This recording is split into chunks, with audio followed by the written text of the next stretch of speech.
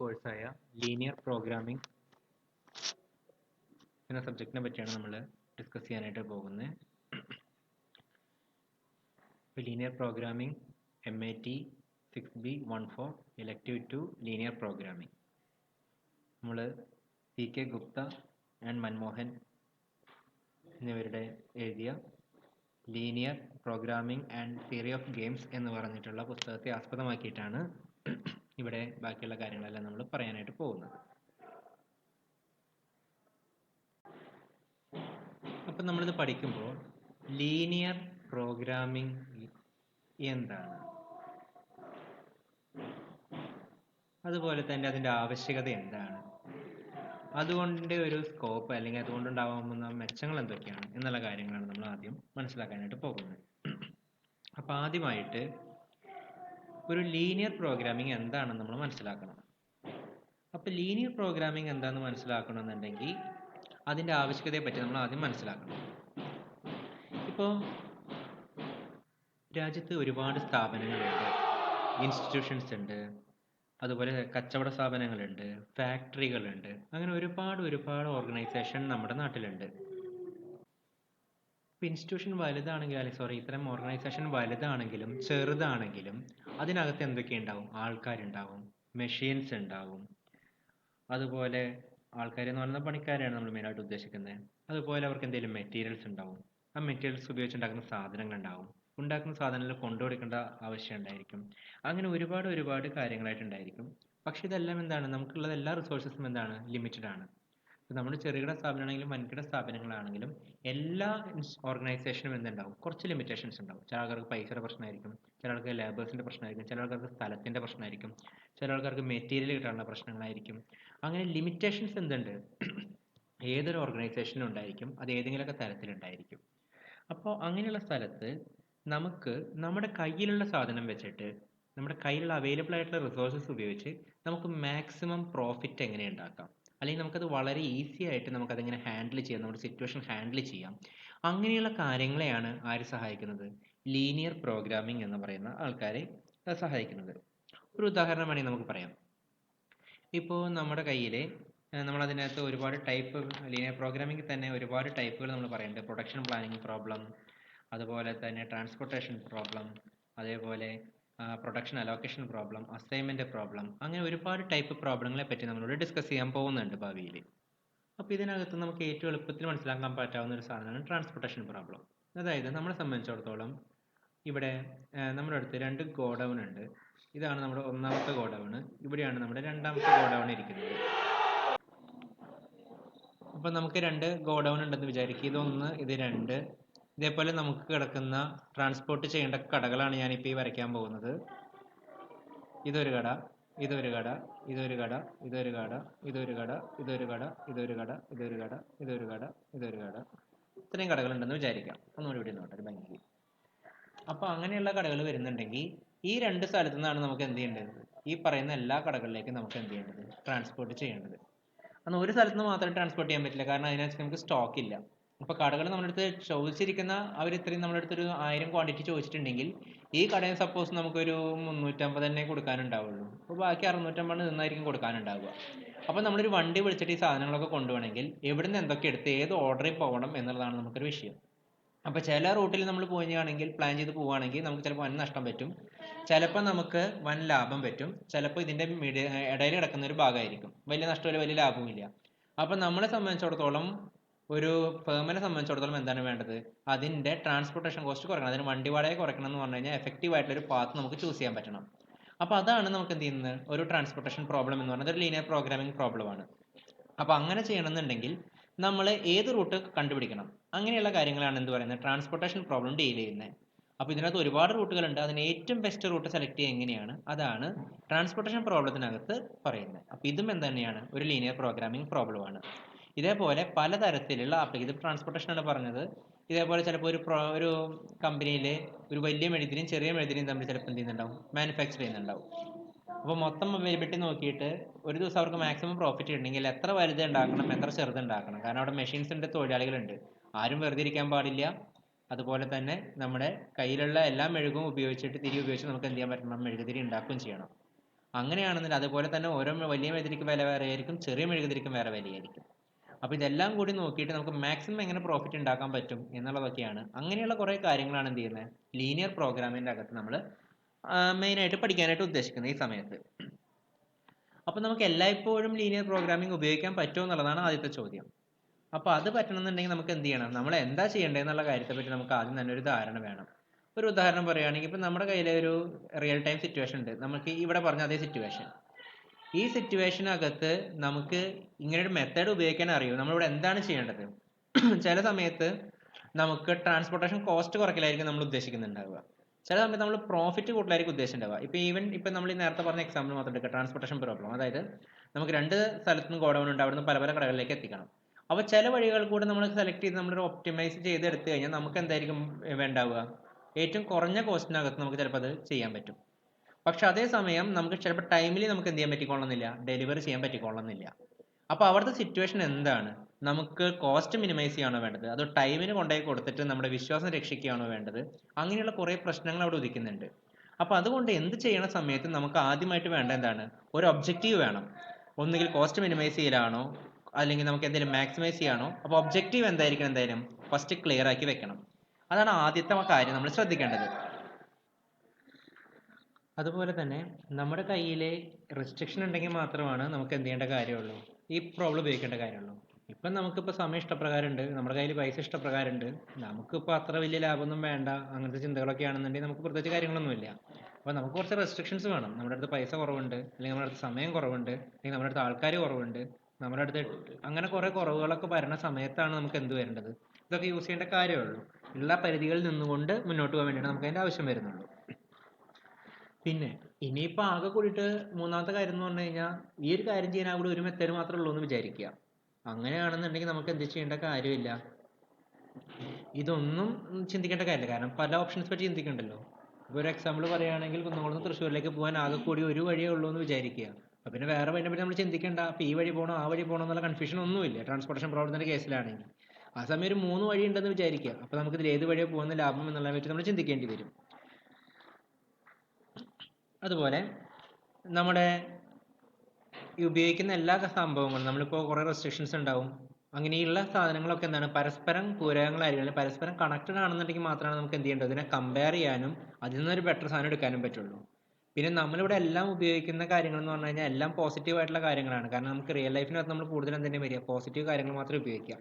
പ്രത്യേകിച്ച് ഇപ്പോൾ നമുക്ക് വേണമെങ്കിൽ ഒരു 5 പ്രൊഡക്റ്റ് നമുക്ക് വേണമെങ്കിൽ ഉണ്ടാക്കാം. ഇപ്പോൾ ഒരു മെഴുതിരി ഉണ്ടാക്കുകയാണെങ്കിൽ നമുക്ക് 5 മെഴുതിരി ഉണ്ടാക്കാം. പക്ഷേ അതേസമയം നമുക്കൊരു -5 മെഴുതിരി ഉണ്ടാക്കണം എന്ന് പറഞ്ഞാൽ നടക്കുമോ? അത് പോസിബിൾ അല്ല. അപ്പോൾ അതുകൊണ്ട് നമ്മളിവിടെ എടുക്കുന്ന എല്ലാ റിക്വയർമെൻറ്റും കാര്യങ്ങളൊക്കെ ഡിസിഷൻസും എല്ലാ കാര്യങ്ങളും എന്തായിരിക്കണം, ഈ പോസിറ്റീവ് ഇൻ ദ സെൻസ് എന്ന് പറഞ്ഞാൽ ഫിസിക്കൽ പോസിറ്റീവ് ആണ്, അല്ലാതെ ഈ സൈക്കോളജിക്കാർ പറഞ്ഞ പോലത്തെ പോസിറ്റീവ് അല്ല. വേരിയബിൾ എടുക്കുന്ന എല്ലാം എന്തായിരിക്കണം, പരസ്പര പൂരകങ്ങളായിരിക്കണം, പരസ്പരം കണക്റ്റഡ് ആയിരിക്കണം, അല്ലെങ്കിൽ അതുപോലെ തന്നെ അവരൊക്കെ എന്തായിരിക്കും, നോൺ നെഗറ്റീവ് ആയിരിക്കണം. മേ ബി 0 പോസിബിൾ ആണ്, നമ്മളൊന്നും പ്രൊഡ്യൂസ് ചെയ്യാതിരിക്കുക എന്ന് പറഞ്ഞാലും പോസിബിൾ ആണ്. പക്ഷേ മൈനസ് നമുക്ക് പ്രൊഡ്യൂസ് ചെയ്യാന്ന് പറഞ്ഞാൽ ഇമ്പോസിബിൾ ആണ്. അപ്പോൾ ഇത്രയും കാര്യങ്ങളാണ് നമുക്ക് മെയിനായിട്ട് ശ്രദ്ധിക്കേണ്ടത്. അപ്പോൾ അതിനകത്ത് പോയിന്റ്സ് നമ്മളൊന്ന് ജസ്റ്റ് ഒന്ന് നോട്ട് ചെയ്യുകയാണെന്നുണ്ടെങ്കിൽ, ഒന്നാമത്തെ പോയിന്റ് നമുക്ക് എന്താണ്, ഒന്നാമത്തത് there must be a well defined objective function.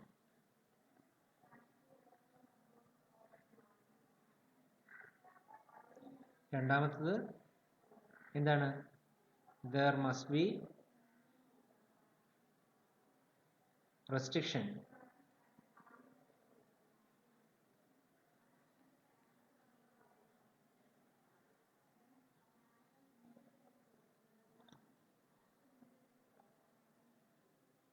and this restriction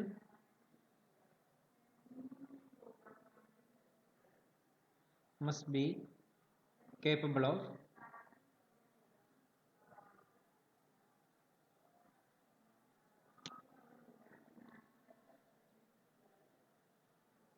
being expressed as linear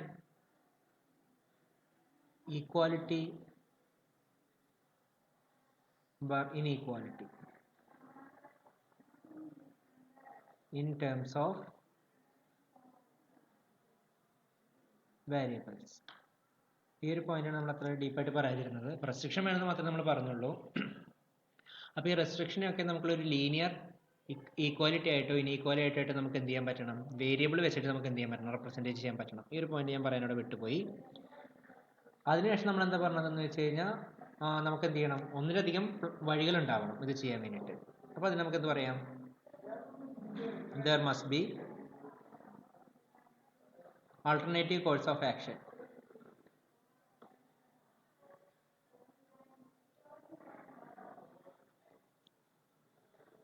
അതുപോലെ അടുത്ത കാര്യങ്ങൾ എന്താ വരുന്നത്, ഈ വേരിയബിൾസ് അല്ലെങ്കിൽ ഡിസിഷൻസ് കാര്യങ്ങളൊക്കെ എന്താണ്, ഇന്റർ കണക്റ്റഡ് ആയിരിക്കണം, നോൺ നെഗറ്റീവ് ആയിരിക്കണം.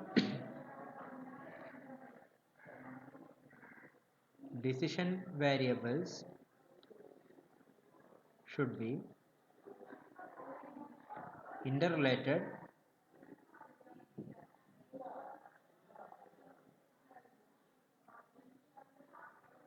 and non-negative.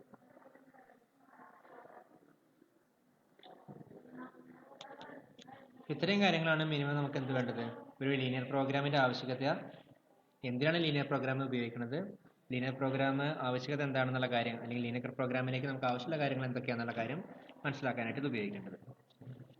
അപ്പോൾ ഈ തരത്തിൽ നമ്മൾ ലീനിയർ പ്രോഗ്രാമിംഗ് ഉപയോഗിച്ച് നമ്മൾ സോൾവ് ചെയ്യുകയാണെങ്കിൽ നമുക്ക് എന്ത് കിട്ടും, ഒരു ഒപ്റ്റിമൽ സൊല്യൂഷൻ അല്ലെങ്കിൽ കുറേ ഫീസിബിൾ ആയിട്ട് സൊല്യൂഷൻസ് ഒക്കെ നമുക്ക് കിട്ടും. അതിൽ നിന്ന് നമ്മുടെ സിറ്റുവേഷൻ, നമ്മുടെ ഒബ്ജക്റ്റീവ് എന്താണോ അതിനനുസരിച്ച് എന്ത് ചെയ്യണം, നല്ല ഒരു തീരുമാനത്തിൽ എത്തിക്കഴിഞ്ഞ് കഴിഞ്ഞാൽ ഉറപ്പായിട്ടും നമുക്ക് എന്തുണ്ടാവും, അതിൻ്റെതായ മെച്ചങ്ങൾ ഉണ്ടായിരിക്കും എന്നുള്ളതാണ് ലീനിയർ പ്രോഗ്രാമിങ്ങിൻ്റെ ഒരു പ്രത്യേകത.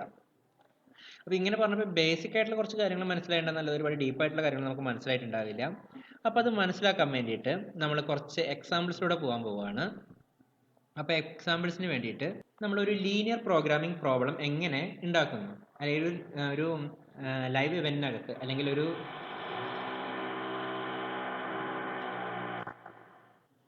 റിയൽ ടൈം സിറ്റുവേഷനകത്ത് എങ്ങനെ നമുക്ക് പ്രോബ്ലം ക്രിയേറ്റ് ചെയ്യാൻ പറ്റും, ഒരു ലീനിയർ പ്രോഗ്രാമിംഗ് ഉണ്ടാക്കാൻ പറ്റുന്നുള്ള കാര്യമാണ് നമ്മളിനി പറയാനായിട്ട് പോകുന്നത്. അപ്പോൾ അതിന് വേണ്ടിയിട്ട് നമ്മളൊരു സിറ്റുവേഷൻ നോക്കുകയാണ്, നമ്മളൊരു റിയൽ സിറ്റുവേഷൻ. അവിടെ നമുക്ക് എന്തുണ്ട്, ഒരു ഫേം ഉണ്ട്. A firm manufactures 3 products A, B and C. The profit per unit sold of each product is ₹3, ₹2 and ₹4 respectively. The time required to manufacture 1 unit of each of 3 products and the daily capacity of 2 machines P and Q is given in the table below. It is required to determine the daily number of units to be manufactured for each product so as to maximize the profit. However, the firm must manufacture at least 100 A's, 200 B's and 50 C's, but not more than 150 A's. It is assumed that all amounts produced are consumed in the market. അപ്പോൾ ഇതിനകത്തൊരു ടേബിളിൻ്റെ കാര്യം പറഞ്ഞിട്ടുണ്ട്. അപ്പോൾ ടേബിളും കൂടി പറഞ്ഞതിന് ശേഷം നമുക്ക് കാര്യങ്ങളൊക്കെ പറയാം. അപ്പോൾ ടേബിൾ, മെഷീൻ, 2 മെഷീനാണ് നമുക്കുള്ളത്. ഒരു മെഷീൻ P, മറ്റൊരു മെഷീൻ Q. അടുത്ത head time per unit, minutes ആണ്, യൂണിറ്റ് പ്രൊഡക്ട്സ്. ഇപ്പോൾ നമുക്ക് 3 പ്രൊഡക്റ്റുകളുള്ളത് A, B, C. ഇപ്പോൾ P മെഷീനകത്ത് 4 മിനിറ്റ്, Q മെഷീനകത്ത് 2 മിനിറ്റ്.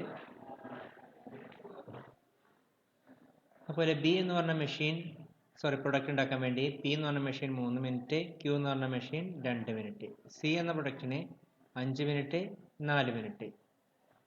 അടുത്തത് മെഷീൻ കപ്പാസിറ്റി.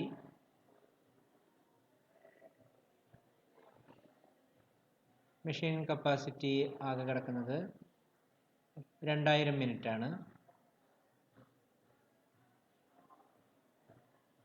Per day.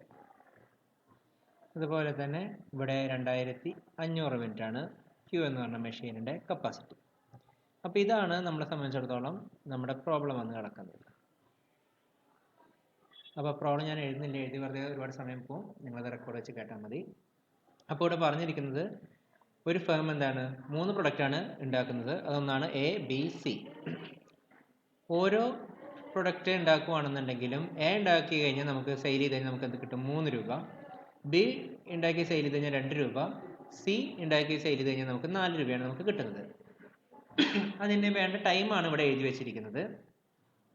ഇപ്പം നമ്മുടെ അടുത്ത് പറഞ്ഞിരിക്കുന്നത് നമ്മുടെ ഉദ്ദേശം എന്താണ്? നമ്മുടെ പ്രോഫിറ്റ് മാക്സിമൈസ് ചെയ്യുക എന്നുള്ളതാണ് നമ്മുടെ ഉദ്ദേശം. അതിന് വേണ്ടിയിട്ട് നമ്മൾ മിനിമം 100 എ എന്ന് പറഞ്ഞ പ്രൊഡക്റ്റ് ഉണ്ടാക്കണം, 200 ബി എന്ന് പറഞ്ഞ പ്രൊഡക്റ്റ് ഉണ്ടാക്കണം, 50 സി എന്ന് പറഞ്ഞ പ്രൊഡക്റ്റ് ഉണ്ടാക്കണം. പക്ഷേ എ എന്ന് പറഞ്ഞ പ്രൊഡക്റ്റ് എന്ത് ചെയ്യാൻ പാടില്ല? 150 എണ്ണത്തിനേക്കാളും കൂടാനും പാടില്ല. പിന്നെ നമ്മുടെ അസംഷൻ ഉണ്ട്, നമ്മൾ ഉണ്ടാക്കുന്ന എല്ലാ സാധനവും മാർക്കറ്റിൽ വിറ്റ് പോകും എന്നുള്ളൊരു ചെറിയ പ്രതീക്ഷയും കൂടി നമുക്കുണ്ട്.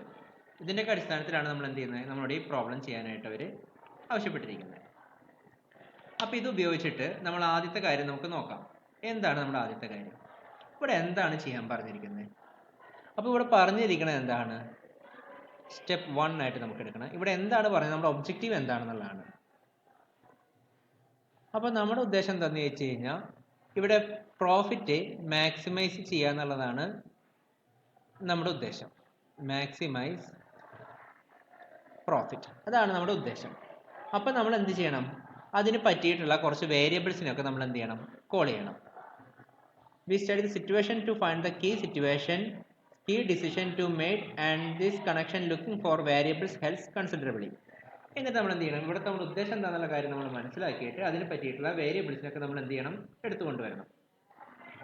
അപ്പോൾ ഇതാണ് നമ്മൾ ആദ്യത്തെ കാര്യം. അപ്പോൾ ഇവിടെ നമുക്ക് എന്താ ചെയ്യേണ്ടത്? പ്രോഫിറ്റ് മാക്സിമൈസ് ചെയ്യുക എന്നുള്ള കാര്യം നമുക്കറിയാം. അപ്പോൾ സ്റ്റെപ്പ് 2 നമുക്ക് അതിന് കൺവീനിയൻ്റ് ആയിട്ടുള്ള വേരിയബിൾസിനെ കൊണ്ടുവരണം. അതായത് എ എന്ന് പറയുന്ന മെഷീൻ പ്രൊഡ്യൂസ് ചെയ്യുന്ന പ്രൊഡക്റ്റിനെ, ഒരു ദിവസം പ്രൊഡക്റ്റ് ചെയ്യുന്ന നമ്പർ ഓഫ് യൂണിറ്റ്സിനെ നമ്മൾ എന്ത് പേര് വിളിക്കുന്നു? x1. അപ്പോൾ ഒരു ദിവസം എ എന്ന് പറഞ്ഞ പ്രൊഡക്റ്റ് എത്ര പ്രൊഡ്യൂസ് ചെയ്യുന്നുണ്ട്? x1 എന്ന് പറഞ്ഞ ആൾക്കാർ പ്രൊഡ്യൂസ് ചെയ്യുന്നുണ്ട്. ബി എന്ന് പറയുന്ന ആൾ എത്ര പ്രൊഡ്യൂസ് ചെയ്യുന്നുണ്ട്?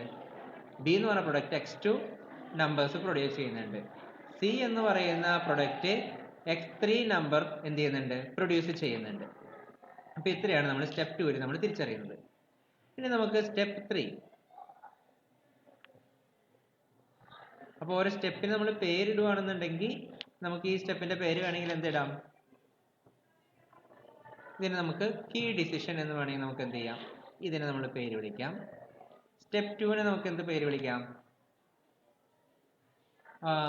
Select symbols for variable quantities identified in step 1. Step 1 നമ്മൾ എന്ത് ചെയ്യണം? കീ ഡിസിഷൻ ആണ്. അപ്പോൾ ഇതിനെ എന്ത് ചെയ്യണം? നമ്മൾ പ്രോഫിറ്റ് എന്ത് ചെയ്യണം? ഇവിടെ എന്ത് ചെയ്യേണ്ടത്? മാക്സിമൈസ് ചെയ്യാനോ മിനിമൈസ് ചെയ്യാനോ അങ്ങനെയൊക്കെയുള്ള കാര്യങ്ങൾ നമ്മൾ മനസ്സിലാക്കി. അതിനുശേഷം അതിനകത്ത് എന്തോരം വേരിയബിൾ വേണമെന്നുള്ള കാര്യം നമ്മൾ തീരുമാനിച്ചു. അതിനുശേഷം സ്റ്റെപ്പ് 2 നമ്മൾ എന്ത് ചെയ്തു? അസൈൻ ചെയ്തു. എന്ത്? എ എന്ന് പറഞ്ഞ പ്രൊഡക്റ്റ് എത്ര നമ്പറാണ്? x1 നമ്പറാണ്. ബി എന്ന് പറഞ്ഞ പ്രൊഡക്റ്റ് x2 നമ്പറാണ്. സി എന്ന് പറഞ്ഞ പ്രൊഡക്റ്റ് x3 നമ്പറാണ്. ഇനി സ്റ്റെപ്പ് 3 നമ്മൾ പോകുന്നു. ആ സ്റ്റെപ്പിനെ നമുക്ക് വേണമെങ്കിൽ ഇങ്ങനെ വിളിക്കാം: എക്സ്പ്രസ് feasible alternatives mathematically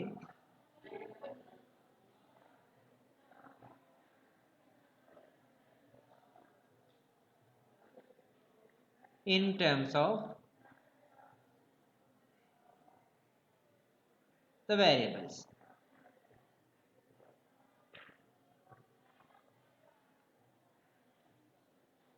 അപ്പോൾ ഇവിടെ നമുക്ക് എന്ത് ചെയ്യണമെന്ന് വെച്ച് കഴിഞ്ഞാൽ ഇവിടെ ഫീസിബിൾ ആയിട്ടുള്ള ആൾട്ടർനേറ്റീവ്സ് നമുക്ക് ഓപ്ഷൻസ് ഏതൊക്കെയുള്ളത്? ഒന്നുകിൽ x1 ഉണ്ടാക്കാം, x2 ഉണ്ടാക്കാം, x3 ഉണ്ടാക്കാം. ഇതൊക്കെ എത്ര ഉണ്ടാക്കണം എന്നുള്ള കാര്യം പറഞ്ഞിട്ടുണ്ട്. പക്ഷെ നമുക്കുള്ള ആൾട്ടർനേറ്റീവ്സ് എന്താണ്? ഒന്നുകിൽ x1, x2, x3 ഇത്രയും സാധനങ്ങൾ നമുക്ക് ഉണ്ടാക്കാൻ പറ്റുക. അപ്പോൾ ഉണ്ടാക്കുമ്പോൾ നമുക്ക് എന്തായാലും ഒന്നുകിൽ 0 ഉണ്ടാക്കാം, അല്ലെങ്കിൽ അതിനേക്കാൾ കൂടുതൽ ഉണ്ടാക്കണം. അപ്പോൾ അതിൽ നിന്ന് നമുക്ക് മനസ്സിലാക്കേണ്ട കാര്യം x1, x2, x3 എന്ന് പറയുന്ന ആൾക്കാർ ഒരിക്കലും നോൺ നെഗറ്റീവ് ആവാൻ പാടില്ല. അതായത് x1 > 0, x2 > or 0, x3 > or 0 എന്ന് പറഞ്ഞിട്ട് നമുക്ക് എന്ത് ചെയ്യാൻ പറ്റും? എഴുതാൻ പറ്റും.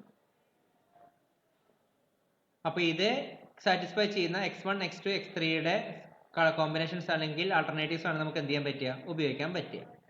ഇനി അടുത്ത് നമ്മൾ എന്ത് ചെയ്യുന്നു? സ്റ്റെപ്പ് 4 പോകുന്നു. അതിനെ വേണമെങ്കിൽ നമുക്ക് ഇങ്ങനെ പേര് വിളിക്കാം: ഐഡന്റിഫൈ ദ ഒബ്ജക്റ്റീവ് ക്വാണ്ടിറ്റേറ്റീവ്ലി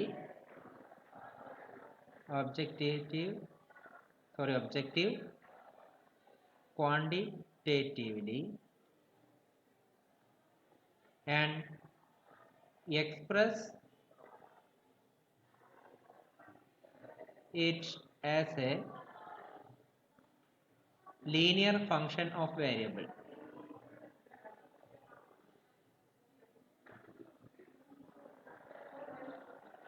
അപ്പോൾ നമുക്ക് കിട്ടിയ കാര്യം റിയൽ ആയിട്ടുള്ള സിറ്റുവേഷൻ നമ്മൾ ഇനി എന്ത് ചെയ്യാണ്, കൺസ്റ്റൻസ് ഒക്കെ വെച്ച് വേരിയബിൾസ് ഒക്കെ നമ്മൾ കൊണ്ടുവന്നു, അത് ഉപയോഗിച്ച് നമ്മൾ എന്ത് ചെയ്യണം, ഒരു ലീനിയർ എക്സ്പ്രഷൻ ആക്കി നമ്മൾ മാറ്റി എഴുതണം.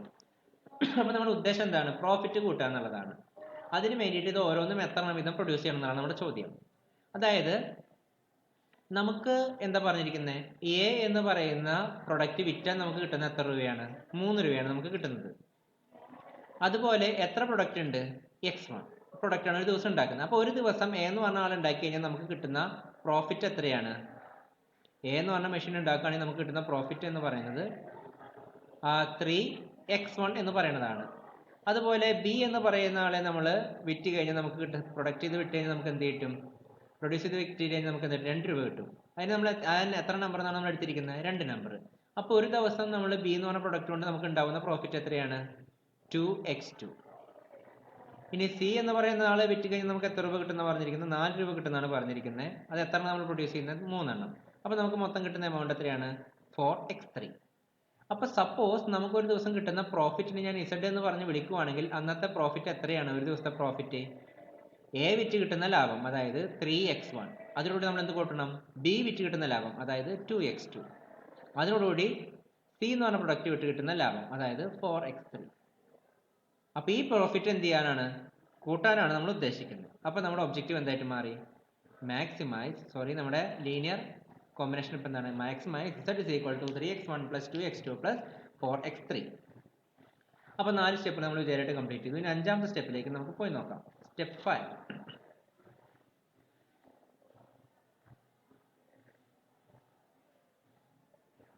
Express in words the influencing factors or constraints. നമ്മൾ പൊതുവെ കൺസ്ട്രെയിൻസ് എന്ന് പറഞ്ഞൊരു വാക്കാണ് കൂടുതലും ഉപയോഗിക്കുന്നത് കണ്ടിരിക്കുന്നത്, അല്ലെങ്കിൽ അതിന് ചിലപ്പോൾ എന്ത് പേര് എടുക്കാൻ, റെസ്ട്രിക്ഷൻസ്. നമ്മൾ നേരത്തെ പറയുമ്പോഴൊക്കെ റെസ്ട്രിക്ഷൻസ് എന്നാണ് നമ്മൾ പറഞ്ഞിരുന്നത്. which occur generally because of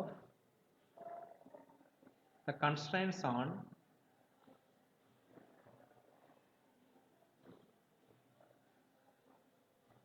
availability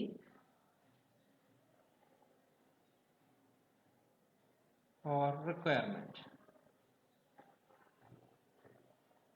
എക്കണോമിക്സിന്റെ ഭാഷയിലൊക്കെ പറയുകയാണെങ്കിൽ റിസോഴ്സസ് എന്ന് പറയും, അവൈലബിലിറ്റിനെ റിക്വയർമെന്റ്സിന് ഡിമാൻഡ് എന്ന് പറയും. Then express these restrictions into linear equality or inequality.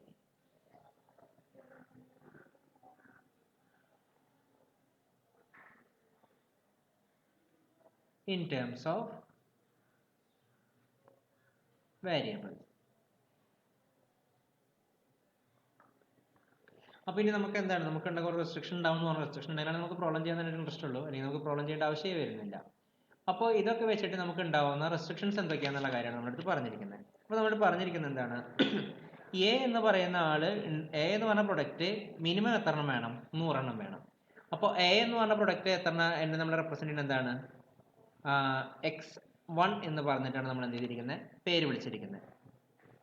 അത് എത്ര എണ്ണം വേണം, മിനിമം 100 എണ്ണം വേണം. അപ്പോൾ 100 എണ്ണത്തിനേക്കാളും മുകളിൽ മാത്രമേ നമുക്ക് എന്ത് വരാൻ പാടുള്ളൂ, 100 എണ്ണോ 100 എണ്ണത്തിന് മുകളിൽ മാത്രമേ എന്ത് വരാൻ പാടുള്ളൂ, x1 എന്ന് പറയുന്ന ആളുടെ വാല്യൂ വരാൻ പാടുള്ളൂ. അപ്പോൾ നമുക്ക് അതിനെങ്ങനെ ലീനിയർ ഇനീക്വാലിറ്റി ഏതെന്ന് പറയുമ്പോൾ 100 less than or equal to x1.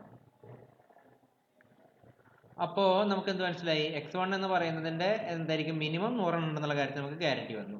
ഇതേപോലെ നമ്മുടെ അടുത്ത് പറഞ്ഞിരിക്കുന്നത് എന്താണ്, x2 എത്ര എണ്ണം പറഞ്ഞിരിക്കുന്നത്, അറ്റ്ലീസ്റ്റ് 200 എണ്ണം വേണമെന്നാണ് നമ്മുടെ അടുത്ത് പറഞ്ഞിരിക്കുന്നത്. അപ്പോൾ x2 എന്ന് പറയുന്ന ആള് മിനിമം എത്ര എണ്ണം വേണ്ടത്, 200 എണ്ണമാണ് വേണ്ടത്. അല്ലെങ്കിൽ ഞാൻ ഇതിനെ ഈ ഒരു രീതിയിൽ എഴുതിയപ്പോൾ ചിലപ്പോൾ കൺഫ്യൂഷൻ ആവുന്നുണ്ടെങ്കിൽ x1 എന്ന് പറയുന്ന ആൾ എന്തായിരിക്കണം, 100-നേക്കാളും കൂടുതലായിരിക്കണം. ഇങ്ങനെ എഴുതി വയ്ക്കാം നിങ്ങൾക്ക് ഒരു കുറച്ചും കൂടി ഒരു എളുപ്പത്തിന് വേണ്ടിയിട്ട്. അതുപോലെ x2 എന്ന് പറയുന്ന ആൾ എത്രയാണ്, 200-എണ്ണത്തിനേക്കാളും കൂടുതൽ ഉണ്ടാക്കണം. കാരണം ബി എന്ന് പറഞ്ഞ പ്രൊഡക്റ്റ്, ബി എന്ന് പറഞ്ഞ പ്രൊഡക്റ്റിന്റെ എണ്ണം 200-നേക്കാൾ കൂടണം. സി എന്ന് പറഞ്ഞ പ്രൊഡക്റ്റിന്റെ എണ്ണം എന്തിനേക്കാൾ കൂടണം, 50-നേക്കാൾ കൂടുതലും. 50-ഓ 50-നേക്കാൾ കൂടുതലോ വേണം. അത്രയാണ് നമ്മുടെ അടുത്ത് പറഞ്ഞിരിക്കുന്നത്. പിന്നീട് എന്ത് പറഞ്ഞു, but not more than 150 years. അതായത് യാതൊരു കാരണവശാലും എന്ത് കൂടാൻ പാടില്ല, എക്സ് എന്ന് പറയുന്ന ആള് ഒരിക്കലും എന്തിനേക്കാളും കൂടാൻ പാടില്ല, 150-നേക്കാൾ കൂടാൻ പാടില്ല. അതായത് x1 എന്ന് പറയുന്ന ആൾ എപ്പോഴും എവിടെ വന്ന് കിടക്കണം, 150-ന്റെ താഴെ കിടക്കണം. അപ്പോൾ ഈ രണ്ട് ക്രൈറ്റീരിയയും കൂടി വരുന്നുണ്ട്. അപ്പോൾ ഇതിനും കൂടി രണ്ടിനും കൂടി ഞാൻ കമ്പയർ ചെയ്തിട്ട് എഴുതുവാണെങ്കിൽ, ഇപ്പോൾ ഓൾറെഡി നമ്മുടെ കയ്യിലുള്ളത് ഇതാണ്, ഇതുണ്ട്. ഇത് രണ്ടും കൂടി കമ്പയർ ചെയ്ത് ഇതാണെങ്കിലാണ് 100 less than or equal to x1 less than or equal to 150. അങ്ങനെ നമുക്ക് എഴുതാലോ. ഓക്കെ, അപ്പോൾ നമ്മുടെ 3 കൺസ്ട്രെയിൻസ് ആണ് നമുക്ക് എന്ത് ചെയ്തത് ഇവിടെ കിട്ടിയത്. പക്ഷെ അതേപോലെ തന്നെ നമുക്ക് ശ്രദ്ധിക്കേണ്ട കാര്യങ്ങൾ, അപ്പോൾ ഇനി നമുക്കിവിടെ x1 x2 x3 എന്ന് പറഞ്ഞ ആൾക്കാരൊക്കെ കറസ്പോണ്ടിങ് ആയിട്ട് ഒന്നുകിൽ 100-നേക്കാൾ കൂടുതൽ വേണം, ഈക്വലോ കൂടുതലോ വേണം. x2 എന്ന് പറഞ്ഞാൽ 200-നേക്കാൾ കൂടുതലോ ഈക്വലോ വേണം. x3 എന്ന് പറഞ്ഞാൽ 50-നേക്കാൾ കൂടുതലോ ഈക്വലോ വേണം. അപ്പോൾ ഇത്രയൊക്കെ ആയി കഴിഞ്ഞാൽ നമുക്ക് എന്തായി, നമ്മുടെ ആവശ്യത്തിനുള്ള സാധനങ്ങളായിപ്പോയി. അപ്പോഴും അടുത്ത പ്രശ്നം നമ്മുടെ മുമ്പിൽ നിൽക്കുന്നുണ്ട്. എന്താണ്, നമ്മുടെ ടേബിളിലേക്ക് നോക്കുവാണെങ്കിൽ ടേബിളിനകത്ത് ഓരോ മെഷീനിനും ഉപയോഗിക്കുന്ന സമയം കിടക്കുന്നുണ്ട്. അതുപോലെ തന്നെ പി എന്ന് പറഞ്ഞ മെഷീൻ മാക്സിമം എത്ര സമയം ഉപയോഗിക്കാൻ പറ്റും, എത്ര 2000 മിനിറ്റ് നമുക്ക് ഉപയോഗിക്കാൻ പറ്റുള്ളൂ. ക്യൂ എന്ന് പറഞ്ഞ മെഷീൻ 2500 മിനിറ്റ് നമുക്ക് യൂസ് ചെയ്യാൻ പറ്റുള്ളൂ. അതേസമയം എ എന്ന് പറഞ്ഞ പ്രൊഡക്റ്റ് ഉണ്ടാക്കണമെന്നുണ്ടെങ്കിൽ 4 മിനിറ്റ് പി മെഷീനിലും 2 മിനിറ്റ് ക്യൂ മെഷീനിലും കിടക്കണം. അതേപോലെ ബിക്ക് 3 2 സിക്ക് 5 4 റെസ്പെക്റ്റീവ്ലി ആയിട്ട് കിടക്കുന്നുണ്ട്. അപ്പോൾ ഈ കാര്യം നമ്മുടെ വിഷയം തന്നെയാണ്. അപ്പോൾ അതാണ് ഇനി അടുത്ത് നമ്മൾ എന്ത് ചെയ്യാൻ പോകുന്നത്, പറയാൻ പോകുന്നത്. അപ്പോൾ നമുക്ക് എന്ത് ചെയ്യണമെന്ന് വെച്ച് കഴിഞ്ഞാൽ, എ എന്ന് പറഞ്ഞ പ്രൊഡക്റ്റ് ഉണ്ടാക്കണമെങ്കിൽ ആദ്യം നമുക്ക് പി എന്ന് പറഞ്ഞ മെഷീൻ്റെ കാര്യം മാത്രം എടുക്കാം. പിയുടെ മെഷീൻ എടുക്കണമെന്നുണ്ടെങ്കിൽ എ എന്ന് പറഞ്ഞ പ്രൊഡക്റ്റ് ഉണ്ടാക്കണമെങ്കിൽ എത്ര മിനിറ്റ് വേണം, 4 മിനിറ്റ് വേണം. അങ്ങനെ നമുക്ക് ആകെ എത്ര പ്രൊഡക്റ്റാണ് ഉള്ളത്, x1 പ്രൊഡക്റ്റാണ് ഉള്ളത്, നമ്പേഴ്സ് ആണ് ഉള്ളത്. അങ്ങനെയാണെങ്കിൽ ആകെ എത്ര ടൈം വേണം ഉണ്ടാക്കണമെങ്കിൽ, ഒരു പ്രൊഡക്റ്റിന്റെ സമയം ഇൻറ്റു ടോട്ടൽ നമ്പർ ഓഫ് സമയം പ്രൊഡക്റ്റ്, അതായത് 4 ഇൻറ്റു x1, അതായത് 4x1. അതുപോലെ തന്നെ അടുത്ത് കിടക്കണം എന്താണ്, ബി എന്ന് പറഞ്ഞ പ്രൊഡക്റ്റ് ഉണ്ടാക്കണമെങ്കിൽ പി മെഷീനകത്ത് എത്ര സമയം കിടക്കണം, 3 മിനിറ്റ് കിടക്കണം. അങ്ങനെ ആകെ എത്ര പ്രൊഡക്റ്റ് ഉണ്ട്, x2 നമ്പർ ഓഫ് പ്രൊഡക്റ്റ് ഉണ്ട്. അപ്പോൾ ടോട്ടൽ ടൈം എത്രയാണ്, 3 ഇൻറ്റു x2, അതായത് 3x2. അതുപോലെ മറ്റേതും കൂടി പറയുകയാണെന്നുണ്ടെങ്കിൽ സി എന്ന് പറഞ്ഞ പ്രൊഡക്റ്റ് ഉണ്ടാക്കണമെങ്കിൽ പി എന്ന് പറഞ്ഞ മെഷീനകത്ത് 5 മിനിറ്റ് കിടക്കണം. അങ്ങനെ x3 നമ്പർ ഓഫ് മെഷീൻസ് നമ്പേഴ്സാണ് നമ്മൾ പ്രൊഡ്യൂസ് ചെയ്യുന്നത്. സോ ഇത്രയാണ് വരുന്നത്. അപ്പോൾ ഇതാണ് പി എന്ന് പറഞ്ഞ മെഷീൻ ആകെ വർക്ക് ചെയ്യുന്നത്. അപ്പോൾ ഇത് മാക്സിമം എത്രയാണ് ഇത് ഉപയോഗിക്കേണ്ടി വരിക, ഇതിനെല്ലാം കൂടി സം ചെയ്ത് കഴിഞ്ഞാൽ എത്രയാണ് നമുക്ക് കിട്ടുക, സംഭവം എത്രയെങ്കിലും കിട്ടും. പക്ഷെ അത് എന്തിനേക്കാൾ ചെയ്യാൻ പാടില്ല, പി എന്ന് പറഞ്ഞ മെഷീൻ എത്ര സമയം വർക്ക് ചെയ്യുള്ളൂ, 2000 മിനിറ്റ് വരെ മാത്രമാണ് എന്ത് ചെയ്യാൻ പറ്റുള്ളൂ, അതിന് വർക്ക് ചെയ്യാൻ പറ്റുള്ളൂ. അപ്പോൾ ഇതെല്ലാം കൂടി വർക്ക് ചെയ്ത് കഴിഞ്ഞാൽ എന്ന് പറഞ്ഞ മെഷീൻ ഉപയോഗിച്ചിട്ട് ചെയ്യാൻ പറ്റാവുന്ന മാക്സിമം വരെയാണ്, 2000 മിനിറ്റ് വരെയാണ്. അപ്പോൾ ഇതാണ് നമ്മുടെ അടുത്ത റെസ്ട്രിക്ഷൻ. ഇനി ഇതേപോലെ നമ്മൾ എന്ത് ചെയ്യാണ്, ക്യൂ എന്ന് പറഞ്ഞ മെഷീൻ നമ്മൾ കൺസിഡർ ചെയ്യാണ്. ക്യൂ എന്ന് പറഞ്ഞ മെഷീൻ വെച്ചിട്ട് എ എന്ന് പറഞ്ഞ പ്രൊഡക്റ്റ് കംപ്ലീറ്റ് ആവണമെങ്കിൽ നമുക്ക് എത്ര വേണം, 2 മിനിറ്റ് മതി. അപ്പോൾ 2x1. അതുപോലെ ഇവിടെ എത്ര വരും, ബി എന്ന് പറഞ്ഞ പ്രൊഡക്റ്റ് വരണമെങ്കിലും 2 മിനിറ്റ്സ് മതി. So 2x2. സി എന്ന് പറഞ്ഞ പ്രൊഡക്റ്റ് വരണമെങ്കിൽ എത്ര മിനിറ്റ് വേണം, 4 മിനിറ്റ് വേണം. സോ അത് എത്രയാണ്, 4x3. അപ്പോൾ ഇതെല്ലാം കൂടി കൂട്ടി കഴിഞ്ഞാൽ മാക്സിമം ഏതുവരെ വരാൻ പാടുള്ളൂ, മെഷീൻ്റെ കപ്പാസിറ്റി ആയിട്ടുള്ള 2500 വരെ വരാൻ പാടുള്ളൂ. അപ്പോൾ ഇത്രയൊക്കെ ആയി കഴിഞ്ഞാൽ നമ്മുടെ പരിപാടികളൊക്കെ എന്ത് ചെയ്തു, കഴിഞ്ഞു പോയി. അപ്പോൾ ഇത്രയൊക്കെ കൺസ്ട്രെയിൻസേ നമുക്കുള്ളൂ. അപ്പോൾ ഈ കാര്യങ്ങളൊക്കെ കൂടി പറഞ്ഞിട്ട് നമ്മളോട് ചോദിച്ചിരിക്കുന്ന ഈ റിയൽ ടൈം സിറ്റുവേഷൻ പ്രോബ്ലത്തിനെ നമ്മൾ മാത്തമാറ്റിക്കൽ പ്രോബ്ലമായിട്ട് കൺവേർട്ട് ചെയ്യാൻ പോവാണ്. അപ്പോൾ നമ്മൾ ഈ പ്രോബ്ലം ഞാൻ മാറ്റി എഴുതാൻ പോവുകയാണ്. എങ്ങനെയാണ് എഴുതുന്നത്, determine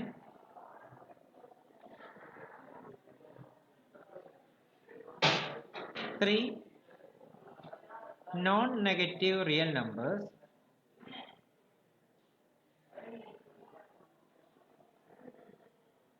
x1, x2 and x3 such that first one 4x1 plus 3x2 plus 5x3 less than or equal to 200.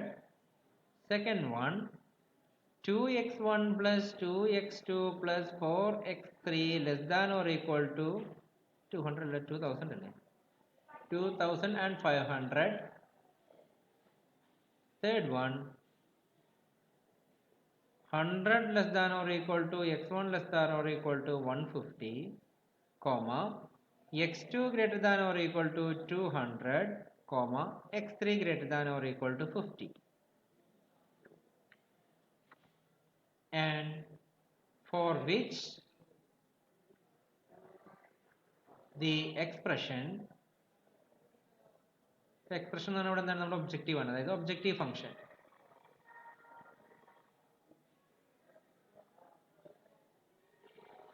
z equal to 3x1 plus 2x2 plus 4x3 may be a maximum. ഇങ്ങനെയാണ് നമ്മൾ എഴുതാറ്. ഇതാണ് നമ്മുടെ എൻ്റെ പ്രോബ്ലത്തിൽ നമ്മൾ കുറച്ചും കൂടി legible ആയ രീതിയിലേക്ക് എഴുതുന്നത്. ഇതിനെ കുറച്ചും കൂടി സിമ്പിളായിട്ട് എഴുതുകയാണെന്നുണ്ടെങ്കിൽ നമ്മൾ ഇങ്ങനെ എഴുതാറുണ്ട്: maximize z is equal to 3x1 plus 2x2 plus 4x3 with respect to the constraints, with respect to അല്ല, നമ്മൾ സാധാരണ ഉപയോഗിക്കുന്ന വാക്ക് subject to the constraints ഇനി ഓരോന്നായിട്ട് എഴുതുക. 4x1 plus 3x2 plus 5x3 less than or equal to 2000, 2x1 plus 2x2 plus 4x3 less than or equal to 2500, 100 less than or equal to x1 less than or equal to 150, comma, x2 greater than 200, comma, x3 greater than or equal to 50. അപ്പോൾ ഇതിനെയാണ് നമുക്ക് ഏറ്റവും സിമ്പിളായിട്ട് എന്ത് ചെയ്യാൻ പറ്റുക, ഈ രൂപത്തിലേക്ക് എഴുതാൻ പറ്റുക. അപ്പോൾ ഈ ഒരു പ്രോബ്ലത്തിനെയാണ് ഈ കളറുകളിൽ എഴുതി, മഞ്ഞ കളറിലും അതുപോലെ തന്നെ ഈ പച്ച കളറിൽ എഴുതിയിരിക്കുന്ന സാധനങ്ങളെയാണ് നമ്മൾ എന്ത് പേര് വിളിക്കുന്നത്, ലീനിയർ പ്രോഗ്രാമിംഗ് പ്രോബ്ലം എന്ന് പറഞ്ഞാൽ. ഈ പ്രോബ്ലത്തിന് മാത്തമാറ്റിക്കൽ എഴുതിയിരിക്കുന്നതാണ് ലീനിയർ പ്രോഗ്രാമിംഗ് പ്രോബ്ലം. അതുപോലെ തന്നെ ഈ കാണുന്ന ആൾക്കാർ അല്ലെങ്കിൽ ഈ കാണുന്ന ആൾക്കാരനെ വിളിക്കുന്ന പേരാണ് constraints of linear programming problem.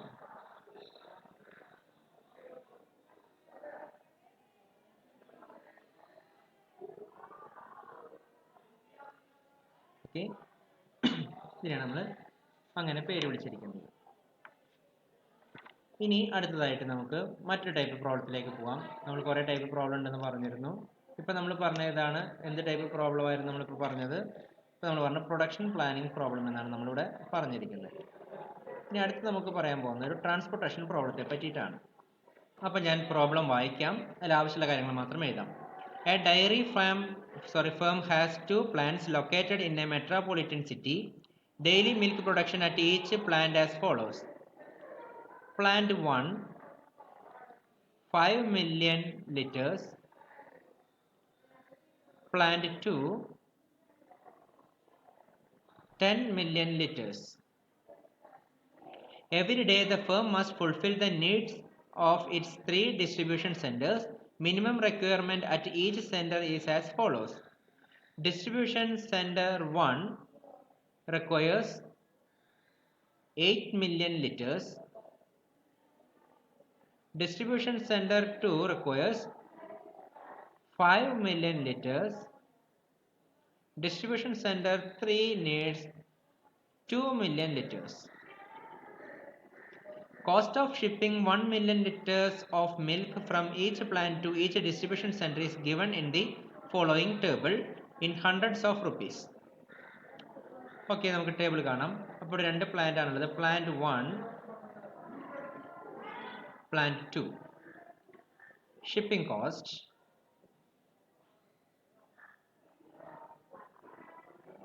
distribution center.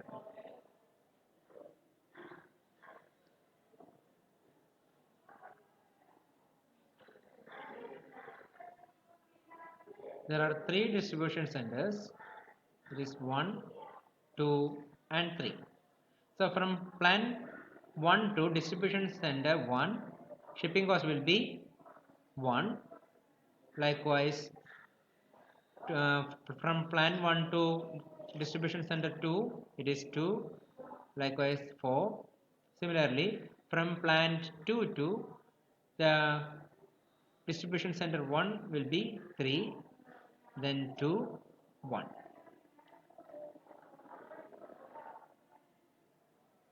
Okay. The dairy farm wishes to decide as to how much should be the shipment from which plant to which distribution center so that the cost of shipping may be minimum. അപ്പോൾ നമ്മുടെ കാര്യങ്ങൾ വളരെ simple ആണ്. നമ്മുടെ അടുത്ത് രണ്ട് പ്ലാന്റുകളുണ്ട് പാല് produce ചെയ്യുന്നത്. അതൊന്ന് എന്താണ്, പ്ലാന്റ് 1-നകത്ത് 5 മില്യൺ ലിറ്റേഴ്സ് ആണ് ഉണ്ടാക്കുക, പ്ലാന്റ് 2-നകത്ത് 10 മില്യൺ ലിറ്റേഴ്സ് ആണ് ഉള്ളത്. അവർക്ക് സ്ഥിരമായിട്ട് 3 ഡിസ്ട്രിബ്യൂഷൻ സെന്ററിലേക്ക് പാല് കൊടുക്കണം. അതിലെ ഒരു ഡിസ്ട്രിബ്യൂഷൻ സെന്ററിന് എത്ര വേണം? 8 മില്യൺ, സെക്കൻഡ് വണ്ണിന് 5 മില്യൺ, അവസാനത്തേന് 3 മില്യൺ ലിറ്റർ പാല് ദിവസം വേണം. അങ്ങനെയാണെന്നുണ്ടെങ്കിൽ 3 ഡിസ്ട്രിബ്യൂഷൻ സെന്ററുകൾ 3 സ്ഥലത്തായിരിക്കും ഇരിക്കുന്നത്. അതുകൊണ്ട് ഈ പ്ലാന്റുകളിൽ നിന്ന് നമുക്ക് എന്ത് ചെയ്യണം? ഇപ്പോൾ പ്ലാന്റ് മൊത്തം എത്ര പ്രൊഡ്യൂസ് ചെയ്യുന്നുണ്ട്? 15 മില്യൺ ഉണ്ട്. അത് എത്ര ചെയ്യുന്നുണ്ട്? 15 ഇവിടെ ആവശ്യമുണ്ട്. അപ്പോൾ ഇത് മൊത്തം ഈ രണ്ട് പ്ലാന്റത്തെ എടുത്താൽ മാത്രമേ നമുക്ക് എല്ലാവർക്കും കൊടുക്കാൻ തികയുകയും ചെയ്യുള്ളൂ. അപ്പോൾ അവിടെ റെസ്ട്രിക്ഷൻസ് ഉണ്ട്. അപ്പോൾ നമ്മൾ അതിൽ ഷിപ്പിംഗ് കോസ്റ്റ് കുറയ്ക്കണം. അതായത് നമ്മൾ ഇവിടുന്ന് കൊണ്ടേ കൊടുക്കുന്ന ട്രാൻസ്പോർട്ടേഷൻ കോസ്റ്റ് കുറയ്ക്കലാണ് നമ്മുടെ ഉദ്ദേശം. അപ്പോൾ പ്ലാന്റ് 1-ൽ നിന്ന് ഡിസ്ട്രിബ്യൂഷൻ സെന്റർ 1-ലേക്ക് എത്തിക്കണം എന്നുണ്ടെങ്കിൽ നമുക്ക് എത്ര വേണം? 1 യൂണിറ്റ് ആണ്. 1 യൂണിറ്റ് എന്ന് പറഞ്ഞാൽ 100 rupees ആണ്. കാരണം നമ്മുടെ അടുത്ത് പറഞ്ഞിട്ടുണ്ട് ടേബിൾ ഇൻ 100 rupees എന്നാണ് പറഞ്ഞിരിക്കുന്നത്. അപ്പോൾ നമുക്ക് 100 രൂപ വേണം. അതുപോലെ പ്ലാന്റ് 1-ൽ നിന്ന് 2-ലേക്ക് എത്തിക്കണമെങ്കിൽ 200 രൂപ വേണം. പ്ലാന്റ് 1-ൽ നിന്ന് ഡിസ്ട്രിബ്യൂഷൻ സെന്റർ 3-ലേക്ക് എത്തിക്കണമെങ്കിൽ 400 രൂപ വേണം. ഇതേപോലെ 300, 200, 100. ഇതാണ് നമ്മുടെ അവസ്ഥ. അപ്പോൾ ഇവിടുത്തെ നമ്മുടെ ഒബ്ജക്റ്റീവ് എന്താണെന്ന് വെച്ച് കഴിഞ്ഞാൽ, നമ്മൾ ഓരോ പ്ലാന്റിൽ നമ്മൾക്ക് ഷിപ്പിംഗ് കോസ്റ്റ് എന്ത് ചെയ്യാനാണ്? മിനിമൈസ് ചെയ്യാനാണ് നമ്മുടെ ഉദ്ദേശം. അങ്ങനെ ഷിപ്പിംഗ് കോസ്റ്റ് മിനിമൈസ് ചെയ്യണമെന്നുണ്ടെങ്കിൽ നമ്മളുടെ ആക്ച്വൽ ഉദ്ദേശം എന്താണ്? ഏത് പ്ലാന്റിൽ നിന്ന് ഏത് ഡിസ്ട്രിബ്യൂഷൻ സെന്ററിലേക്ക് കൊണ്ടുപോയി കൊടുക്കുകയാണെങ്കിലാണ് നമുക്ക് മിനിമൈസ് ദ കോസ്റ്റ് എന്നാണ്. അപ്പോൾ ഇവിടെ നമ്മുടെ എന്താണ്? കീ ഡിസിഷൻ തന്നെയാണ്. അപ്പോൾ കീ ഡിസിഷൻ എന്താണ്? നമ്മുടെ ഒബ്ജക്റ്റീവ് എന്തൊക്കെയാണെന്നുള്ള കാര്യം നമ്മൾ നോക്കുന്നത്. അപ്പോൾ നമ്മുടെ ഒബ്ജക്റ്റീവ് ഇവിടെ എന്താണ്? The key decision to be made is to determine how much quantity of milk from which plant to which distributor center be shipped so as to satisfy the restrictions and minimize the cost. അപ്പോൾ ഏത് പ്ലാന്റിൽ നിന്ന് ഏതൊക്കെ സ്ഥലത്ത് കൊണ്ടുപോയി കൊടുത്തു കഴിഞ്ഞാലാണ് നമുക്ക് നമ്മുടെ ഈ സിറ്റുവേഷനകത്ത് നമുക്ക് എല്ലാവർക്കും പാലെത്തിക്കും വേണം, നമ്മുടെ പൈസ എന്ത് ചെയ്യണം? ട്രാൻസ്പോർട്ടേഷൻ കോസ്റ്റ് കുറയ്ക്കുകയും ചെയ്യണം. ഇതാണ് നമ്മുടെ സ്റ്റെപ്പ് 1 നമ്മുടെ കീ ഡിസിഷൻ എന്ന് പറയുന്നത്. അത് കഴിഞ്ഞ് നമ്മൾ സ്റ്റെപ്പ് 2-ലേക്ക് നമ്മൾ പോകുന്നു. സ്റ്റെപ്പ് 2-നകത്ത് നമ്മൾ എന്ത് ചെയ്യേണ്ടത്? അതിന് പറ്റിയിട്ടുള്ള കുറച്ച് ഡിസിഷൻ വേരിയബിൾസിന് നമ്മൾ എന്ത് ചെയ്യണം? കൊണ്ടുവരണം. അല്ലെങ്കിൽ നമ്മൾ സെലക്ട് സിമ്പിൾസ് ആണ് നമ്മൾ പറഞ്ഞത്. നമ്മൾ കുറച്ച് സിമ്പിൾസിനെ കൊണ്ടുവരണം, അല്ലെങ്കിൽ വേരിയബിളിനെ നമ്മൾ കൊണ്ടുവരണം ഈ പറയുന്ന ക്വാണ്ടിറ്റീനെ ഡിഫൈൻ ചെയ്യാൻ വേണ്ടിയിട്ട്. അപ്പോൾ അതിന് വേണ്ടിയിട്ട് നമ്മൾ എന്ത് ചെയ്യുന്നു? ഇവിടെ നമുക്ക് എന്ത് വരുന്നത് വെച്ച് കഴിഞ്ഞാൽ പ്ലാന്റും വരുന്നുണ്ട്, 2 പ്ലാന്റുകളുണ്ട്, 3 ഡിസ്ട്രിബ്യൂഷൻ സെന്ററുകളുണ്ട്. അപ്പോൾ അതുകൊണ്ട് മറ്റോടത്തൊക്കെ നമുക്ക് ഒരെണ്ണത്തെ പറ്റി മാത്രം ചിന്തിക്കേണ്ടി വന്നുള്ളൂ. അപ്പോൾ അവിടെ x1, x2, x3 എന്ന് പറഞ്ഞാൽ നമ്മൾ എടുത്തു. പക്ഷെ ഇവിടുന്ന് എടുക്കുമ്പോൾ ഒരു വേരിയബിൾ എടുക്കുമ്പോൾ അത് പ്ലാന്റ്, ഇപ്പോൾ ഒരു ഉദാഹരണം പറയുകയാണെങ്കിൽ പ്ലാന്റ് 1-ൽ നിന്ന് ഡിസ്ട്രിബ്യൂഷൻ സെന്റർ 1-ലേക്ക് വരുന്നതിന് ഒരു വേരിയബിൾ കൊടുക്കണം. പ്ലാന്റ് 1-ൽ നിന്ന് ഡിസ്ട്രിബ്യൂഷൻ സെന്റർ 2-ലേക്ക് പോകുന്നതിന് മറ്റൊരു വേരിയബിൾ കൊടുക്കണം.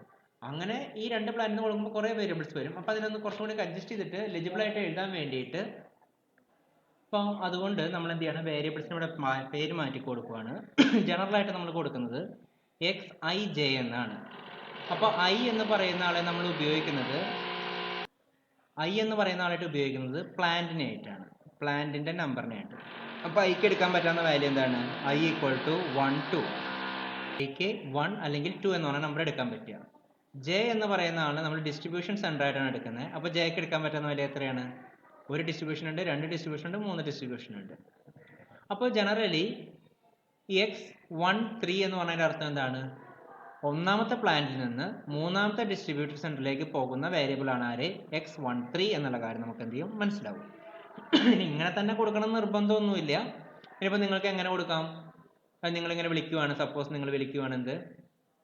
പ്ലാന്റ് 1-ൽ നിന്ന് ഡിസ്ട്രിബ്യൂഷൻ സെന്റർ 1-ലേക്ക് പോകുന്ന ആളെ നിങ്ങൾ എ എന്ന് വിളിക്കുന്നു. അതുപോലെ 1-ൽ നിന്ന് 2-ലേക്ക് പോകുന്ന ആളെ നിങ്ങൾ ബി എന്ന് പറഞ്ഞ് വിളിക്കുന്നു. 1-ൽ നിന്ന് 3-ലേക്ക് പോകുന്ന ആളെ നിങ്ങൾ സി എന്ന് വിളിക്കുന്നു. ഇനി ഇതേപോലെ പ്ലാന്റ് 2-ൽ നിന്ന് ഡിസ്ട്രിബ്യൂഷൻ സെന്റർ 1-ലേക്ക് പോകുന്നതിനെ നിങ്ങൾ ഡി എന്ന് വിളിക്കുന്നു. അതുപോലെ 2-ൽ നിന്ന് 2-ലേക്ക് പോകുന്നതിനെ നിങ്ങൾ ഇ എന്ന് വിളിക്കുന്നു. 2-ൽ നിന്ന് 3-ലേക്ക് പോകാൻ നിങ്ങൾ എഫ് എന്ന് വിളിക്കുന്നു. ഇതൊക്കെ നിങ്ങളുടെ ഇഷ്ടമാണ്. പക്ഷെ കാണുമ്പോൾ ഒരു വൃത്തി കിട്ടാൻ വേണ്ടിയാണ് നമ്മൾ എന്ത് ചെയ്യുന്നത്? ഈ xij എന്ന് പറയുന്ന ഒരു സ്ട്രാറ്റജി നമ്മൾ പൊതുവെ ഉപയോഗിക്കുന്നത്. അപ്പോൾ അതാണ് നമ്മൾ എന്ത് ചെയ്തു, ഫസ്റ്റ് നമ്മൾ സെറ്റ് ചെയ്ത് കഴിഞ്ഞു. ഇനി നമുക്ക് അടുത്ത സ്റ്റെപ്പ് 3യിലേക്ക് പോയി നോക്കാം. സ്റ്റെപ്പ് 2 നമ്മളിവിടെ കംപ്ലീറ്റ് ചെയ്യാൻ ഉദ്ദേശിക്കുന്നത്. ഞാനിപ്പോൾ XIJ എന്ന് പറഞ്ഞ രീതിയിൽ തന്നെയാണ് കേട്ടോ മുന്നോട്ട് പോകാനായിട്ട് ഉദ്ദേശിക്കുന്നത്.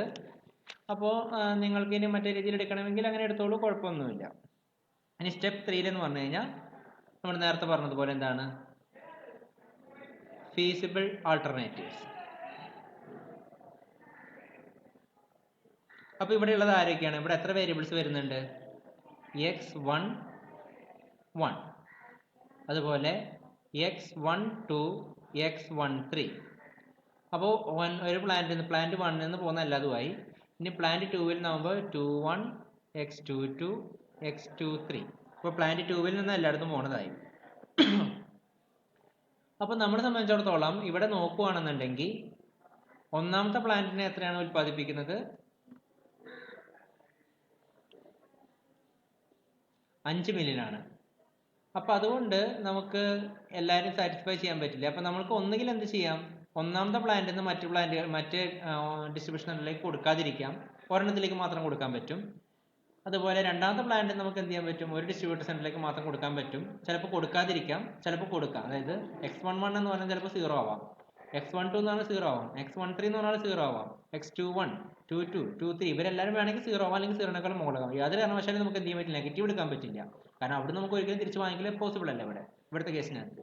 അപ്പോൾ അതുകൊണ്ട് ഇവരെല്ലാവരും എന്തായേ പറ്റുള്ളൂ, greater than or equal to 0, ഒന്നുകിൽ 0 ആവണം അല്ലെങ്കിൽ ഗ്രേറ്റർ ദാൻ 0 ആവണം എന്നുള്ള കാര്യം നമുക്ക് ആക്കാം. അപ്പോൾ അത് കഴിഞ്ഞു. ഇനി നമ്മൾ സ്റ്റെപ്പ് 4ലേക്ക് പോകുന്നു. നമ്മളിവിടുത്തെ ഒബ്ജക്റ്റീവ് എന്താണ്? ട്രാൻസ്പോർട്ടേഷൻ കോസ്റ്റ് മിനിമൈസ് ചെയ്യില്ലേ. ഒബ്ജക്റ്റീവ് നമ്മൾ എന്ത് ചെയ്തു, ഒബ്ജക്റ്റീവ് മിനിമൈസ് ട്രാൻസ്പോർട്ടേഷൻ കോസ്റ്റ്. അപ്പോൾ ഇവിടെ പ്ലാന്റ് 1ൽ നിന്ന് 3 സെന്ററിലേക്കും കൊണ്ടുപോകണമെന്നുണ്ടെങ്കിൽ എന്തുണ്ട്, ഒരു ട്രാൻസ്പോർട്ടേഷൻ കോസ്റ്റ് ഉണ്ട്. അപ്പോൾ പ്ലാന്റ് 1ൽ നിന്ന് ഡിസ്ട്രിബ്യൂഷൻ സെന്റർ 1 2 3 ഇവയിലേക്ക് കൊണ്ടുവരാനുള്ള കോസ്റ്റ് എത്രയാണ്? അപ്പോൾ അതെന്ന് പറഞ്ഞാൽ പ്ലാന്റ് 1ൽ നിന്ന് ഡിസ്ട്രിബ്യൂഷൻ സെന്റർ 1ലേക്ക് പോകുന്ന പൈസ പ്ലസ് പ്ലാന്റ് 1ൽ നിന്ന് ഡിസ്ട്രിബ്യൂഷൻ സെന്റർ 2ലേക്ക് പോകുന്ന പൈസ പ്ലസ് പ്ലാന്റ് 1ൽ നിന്ന് ഡിസ്ട്രിബ്യൂഷൻ സെന്റർ 3ലേക്ക് പോകുന്ന പൈസ. അതിനോട് എന്ത് കൂട്ടണം?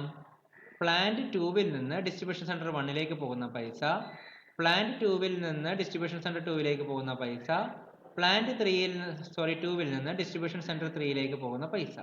ഈ പൈസകൾ മൊത്തം കൂട്ടി കഴിഞ്ഞാൽ നമുക്ക് എന്താണ്, നമ്മുടെ ടോട്ടൽ ട്രാൻസ്പോർട്ടേഷൻ അല്ലെങ്കിൽ ഷിപ്പിംഗ് കോസ്റ്റ് കിട്ടും. അതിന് ഞാൻ എന്ത് പേര് വിളിച്ചു, Z എന്ന് പറഞ്ഞ പേര് വിളിച്ചു. അതിന് എനിക്ക് എന്ത് ചെയ്താൽ മതി, മിനിമൈസ് ചെയ്താൽ മതി. അതാണ് ഇപ്രാവശ്യം എൻ്റെ പ്രോബ്ലം. അപ്പോൾ പക്ഷെ ഞാനിവിടെ x11 എന്നാണ് എഴുതി വെച്ചിരിക്കുന്നത്. പക്ഷെ അത് മാത്രം പോരാ. കാരണം എന്താണെന്ന് വെച്ച് കഴിഞ്ഞാൽ ഇതിനകത്ത് ഞാൻ എഴുതാൻ വിട്ടുപോയ കാര്യം എന്ന് പറഞ്ഞു കഴിഞ്ഞാൽ ഓരോ സ്ഥലത്തു നിന്ന് ഓരോ സ്ഥലത്തേക്ക് കൊണ്ടുവന്ന പൈസ എത്രയാണെന്നുള്ള കാര്യം ഞാൻ എന്ത് ചെയ്തില്ല, ഇവിടെ എഴുതിയില്ല. അപ്പോൾ അതുകൊണ്ട് പറഞ്ഞ കാര്യങ്ങളിൽ പറഞ്ഞത് എന്തായിരുന്നു, ഇവിടുന്ന് കൊണ്ടുപോകുന്ന പൈസ എന്നാണ് പറഞ്ഞത്. പക്ഷെ അത് കുറച്ചും കൂടി ലെജിബിൾ ആയിട്ട് എഴുതണമായിരുന്നു. കാരണം എന്താണെന്ന് വെച്ച് കഴിഞ്ഞാൽ Z എന്ന് പറഞ്ഞാൽ x11ലേക്ക്, അതായത് പ്ലാന്റ് 1ൽ നിന്ന് പ്ലാന്റ് 2ലേക്ക് കൊണ്ടുപോകേണ്ട പൈസ എത്രയാണ്? നമുക്ക് 1 ആണ്, അതായത് 100 റുപ്പീസ് ആണ്. അല്ലെങ്കിൽ ഇവിടെ 100 എന്നാണ് നമുക്ക് ടേബിൾ എന്നുള്ളത് 1 ആണ്. അപ്പോൾ 1 ഇൻറ്റു ഒരു യൂണിറ്റ് കൊണ്ടാണ് പൈസ അവിടെ പറഞ്ഞിരിക്കുന്നത് കേട്ടോ. അപ്പോൾ 1 ഇൻറ്റു x11 പ്ലസ് പ്ലാന്റ് 1ൽ നിന്ന് ഡിസ്ട്രിബ്യൂഷൻ സെന്റർ 2ലേക്ക് പോകണമെന്നുണ്ടെങ്കിൽ കൊടുക്കേണ്ട പൈസ എത്രയാണ്? 2 രൂപയാണ്. അപ്പോൾ അതുകൊണ്ട് അത് 2x12, അത് ടേബിൾ നിങ്ങൾ ക്രോസ് ചെക്ക് ചെയ്യണം. ആ ടേബിളിനനുസരിച്ചാണ് ഇവിടെ എഴുതുന്നത്. പ്ലാന്റ് 1ൽ നിന്ന് സെന്റർ 3ലേക്ക് കൊണ്ടുപോകണമെങ്കിലുള്ള പൈസ എത്രയാണ്? 4 ആണ്. അപ്പോൾ 4 ഇൻറ്റു x13 ഇതാണ് എന്ത് മൊത്തത്തിലുള്ള കോസ്റ്റ് വരുന്നത്. ഇവിടെ ഞാൻ ആ കോസ്റ്റ് എന്ന് പറയാൻ മാത്രമേ ചെയ്തുള്ളൂ. പക്ഷേ ഈ 1 2 4 എന്ന് പറഞ്ഞ വേരിയബിൾസ് കോൺസ്റ്റൻസ് ഞാൻ യൂസ് ചെയ്തില്ല, പൈസനെ യൂസ് ചെയ്തില്ല. ഇതേപോലെ ഇവിടെ നോക്കുവാണെങ്കിൽ പ്ലാന്റ് 2ൽ നിന്ന് ഡിസ്ട്രിബ്യൂഷൻ സെന്റർ 1ലേക്കുള്ള പൈസ എന്ന് പറഞ്ഞാൽ ഒരു യൂണിറ്റിന് 3 രൂപയാണ്. അപ്പോൾ മൊത്തം യൂണിറ്റിന് x21. അതുപോലെ അടുത്ത് വരുമ്പോൾ എന്താണ് 2x2 x22 ലാസ്റ്റ് 1 റുപ്പീസ് ആണ്. So 1 into x23. അപ്പോൾ ഇത് ടേബിളും കൂടി കമ്പയർ ചെയ്തിട്ട് മാത്രമാണ് എഴുതേണ്ടത്. നമുക്കിവിടെ ടേബിൾ തന്നിട്ടുണ്ടായിരുന്നു. ആ ടേബിൾ ഒരുമിച്ച് കാണിക്കാൻ പറ്റുമോ നോക്കാം. ഇല്ല, ബുദ്ധിമുട്ടാണ്. കണ്ടോ, 1-ൽ നിന്ന് 1-ലേക്ക് പോകണമെങ്കിലാണ് 1. അപ്പോൾ അതിനെയാണ് നമ്മൾ എന്ത് പേര് വിളിച്ചിരിക്കുന്നത്? 1x11 എന്ന് പറഞ്ഞ് വിളിച്ചിരിക്കുന്നത്. ഇതെന്താണ്? 2x12. അതുപോലെ 4x13. ഇവിടെ എന്ത് വരുന്നു? 3x21, 2x22, 1x123. ഇങ്ങനെയാണ് നമുക്ക് അവിടെ നിന്ന് കിട്ടിയിരിക്കുന്നത്. അപ്പോൾ ഇനി നമുക്ക് എന്തെങ്കിലും കാര്യങ്ങളുണ്ടെങ്കിൽ നമുക്ക് ഇതിൻ്റെ കൺസ്ട്രെയിൻസ് ഇനി എന്തൊക്കെയാണെന്നുള്ള കാര്യമാണ് നമുക്ക് നോക്കേണ്ടത്. അപ്പോൾ ഇനി അടുത്ത സ്റ്റെപ്പിലേക്ക് പോകാൻ, അപ്പോൾ നമ്മൾ ചെയ്ത് കഴിഞ്ഞാൽ ഇനി അടുത്ത എന്താണ്? നമുക്ക് റെസ്ട്രിക്ഷൻസ് അല്ലെങ്കിൽ കൺസ്ട്രെയിൻസ് ആണ് നമ്മൾ വെക്കേണ്ടത്. അപ്പോൾ അതാണ് നമ്മൾ അടുത്ത് കണ്ടുപിടിക്കാൻ പോകുന്നത്, കൺസ്ട്രെയിൻസ്. അപ്പോൾ പ്ലാന്റ് 1-ൽ നിന്ന് ആകെ നമുക്ക് എത്ര പ്രൊഡ്യൂസ് ചെയ്യാൻ പറ്റുള്ളൂ? 5 ആണ് നമുക്ക് എന്ത് ചെയ്യാൻ പറ്റുള്ളൂ? പ്രൊഡ്യൂസ് ചെയ്യാൻ പറ്റുള്ളൂ. 5 മില്യൺ ആണ് നമ്മളെ സംബന്ധിച്ച് എന്ത് ചെയ്യാൻ പറ്റുക? പ്രൊഡ്യൂസ് ചെയ്യാൻ പറ്റുക. അപ്പോൾ നമ്മൾ മില്യൺ എന്നുള്ള വാക്കുകൾ ഉപയോഗിക്കുന്നത് വരാം, 5, 10 എന്ന് മാത്രമായിട്ട് നമ്മൾ ഉപയോഗിക്കുന്നത്. അപ്പോൾ പ്ലാന്റ് 1-ൽ നിന്ന് നമുക്ക് മാക്സിമം 5 മില്യൺ ലിറ്റേഴ്സ് മാത്രമേ കിട്ടുള്ളൂ. അപ്പോൾ നമുക്ക് എങ്ങനെ എഴുതാൻ പറ്റും? അപ്പോൾ പ്ലാന്റ് 1-ൽ നിന്ന് ഡിസ്ട്രിബ്യൂഷൻ സെൻറ്റർ 1-ലേക്ക് കൊടുക്കാവുന്നതും പ്ലാന്റ് 1-ൽ നിന്ന് ഡിസ്ട്രിബ്യൂഷൻ സെൻറ്റർ 2-ലേക്ക് കൊടുക്കുന്നതും പ്ലാന്റ് 1-ൽ നിന്ന് ഡിസ്ട്രിബ്യൂഷൻ സെൻറ്റർ 3-ലേക്ക് കൊടുക്കുന്നതും മൊത്തം എത്ര വരാൻ പാടുള്ളൂ? നമുക്ക് 5 മില്യൺ മാത്രമേ വരാൻ പാടുള്ളൂ. ഇതേപോലെ പ്ലാന്റ് 2-ൻ്റെ കാര്യം ആലോചിച്ച് നോക്കൂ.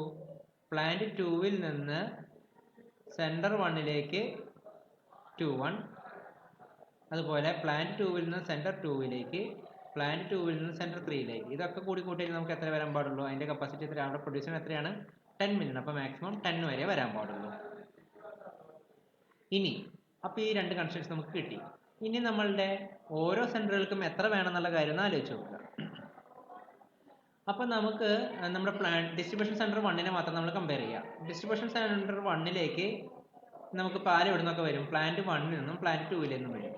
അപ്പോൾ പ്ലാന്റ് 1-ൽ നിന്ന് വരുന്നതാണ് എന്ത്? 1, 2. പ്ലാന്റ് 2-ൽ നിന്ന് 1, 2 എന്ന് പറയാൻ പാടില്ല, നമുക്ക് പ്ലാന്റ് 1 ആണ് എടുത്തിരിക്കുന്നത്. അപ്പോൾ അതുകൊണ്ട് നമ്മളെ സംബന്ധിച്ചിടത്തോളം എന്താണ്? പ്ലാന്റ് 1, 1. അടുത്തത് പ്ലാന്റ് 2-ൽ നിന്നും ഇതിലേക്ക് ഡിസ്ട്രിബ്യൂഷൻ സെൻറ്ററിൽ 1-ലേക്ക് വരുന്നുണ്ട്. ഇത്ര വന്നു കഴിഞ്ഞാൽ അവർക്ക് ആവശ്യം എത്രയേ ഉള്ളൂ? അവർക്ക് ആവശ്യം വന്ന് കിടക്കുന്നത് 8 മില്യണാണ് ആവശ്യമുള്ളൂ. അപ്പോൾ അവർക്ക് അത്രയേ ആവശ്യമുള്ളൂ. ഇനി അടുത്ത എന്താണ്? Distribution centre 2. അവിടേക്ക് എവിടെ നിന്നൊക്കെ വരും? പ്ലാന്റ് 1-ൽ നിന്ന് വരും, അതുപോലെ തന്നെ പ്ലാന്റ് 2-ൽ നിന്ന് വരും. ഇത് രണ്ടും കൂടി വന്നു കഴിഞ്ഞാൽ അവർക്ക് എത്രയേ ആവശ്യമുള്ളൂ? എത്ര അവിടെ ചോദിച്ചിരിക്കുന്നത്? നമുക്ക് 5 ലിറ്റർ ആണ്, 5 മില്യൺ ആണ് അവർക്ക് ആവശ്യമുള്ളൂ. അപ്പോൾ അതുകൊണ്ട് അത് 5.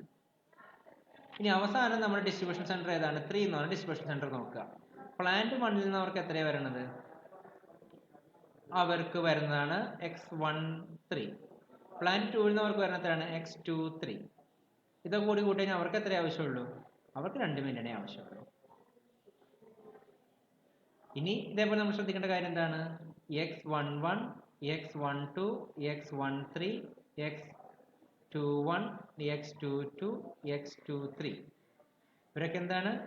ഓരോ സെൻറ്ററിൽ നിന്ന് കൊണ്ടുപോകേണ്ട യൂണിറ്റ് ആണ്, എത്ര അളവ് കൊണ്ടുപോകണം എന്നുള്ളത്. അതൊക്കെ എന്താവാം? 0 ആവാം, അല്ലെങ്കിൽ പോസിറ്റീവ് ആവാം. പക്ഷെ ഒരിക്കലും എന്താവാൻ പാടില്ല? നെഗറ്റീവ് ആവാൻ പാടില്ല. അപ്പോൾ അതും കൂടി നമ്മൾ ചേർത്ത് കഴിഞ്ഞു. അപ്പോൾ ഇതാണ് എന്ത്? നമ്മുടെ കൺസ്ട്രെയിൻസ്. അപ്പോൾ നമ്മുടെ എൻ്റയർ പ്രോബ്ലത്തിനെ നമുക്ക് വളരെ സിമ്പിളായിട്ട് ഏറ്റവും ചെറിയ രീതിയിൽ നമുക്ക് എങ്ങനെ റെപ്രസെൻറ്റ് ചെയ്യാൻ പറ്റും? Minimise z is equal to x11 plus 2x12 plus 4x13 plus 3x21 plus 2x22 plus x23 subject to the constraints x11 plus x12 plus x13 equal to 5, x21 plus x22 plus x23 equal to 10, x11 plus x21 equal to 8, x21 plus x22 equal to 5,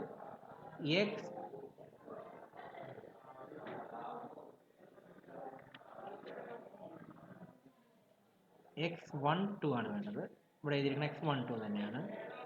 x13 plus x23 equal to 2.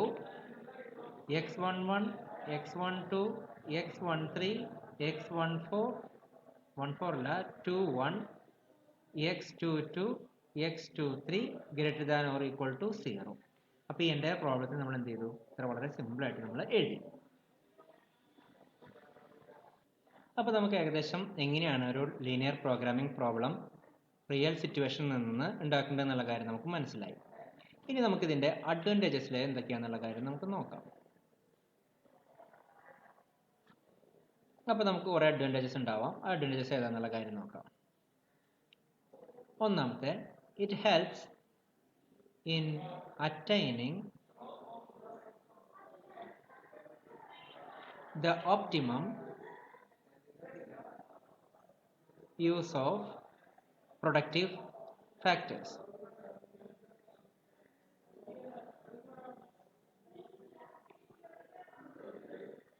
അപ്പോൾ ഇതെന്താണ്, നമ്മൾക്കൊരു ഇങ്ങനത്തെ കാര്യങ്ങളൊക്കെ നോക്കാൻ വേണ്ടിയിട്ടാണ്. കാരണം ഒരു ഫേമിനകത്ത് ഇങ്ങനത്തെ കാര്യങ്ങളൊക്കെ ഹാൻഡിൽ ചെയ്യാൻ ഓരോ സെക്ഷനിൽ ഹെഡ് ഉണ്ടാകും. മേ ബി മാനേജർ നമുക്ക് അയാളെ ഇപ്പോൾ തൽക്കാലത്തേക്ക് വിളിക്കാം. അങ്ങനെയാണെന്നുണ്ടെങ്കിൽ ഒരു മാനേജറിന് ഇതേപോലെ ഒരുപാട്, ഇപ്പോൾ നമ്മുടെ കേസിനകത്ത് ഇപ്പോൾ ലാസ്റ്റ് പറഞ്ഞ ട്രാൻസ്പോർട്ടേഷൻ പ്രോബ്ലം തന്നെ എടുക്കാം. അതാണ് കുറച്ചും കൂടി കമ്മ്യൂണിക്കേറ്റിംഗ് എളുപ്പം.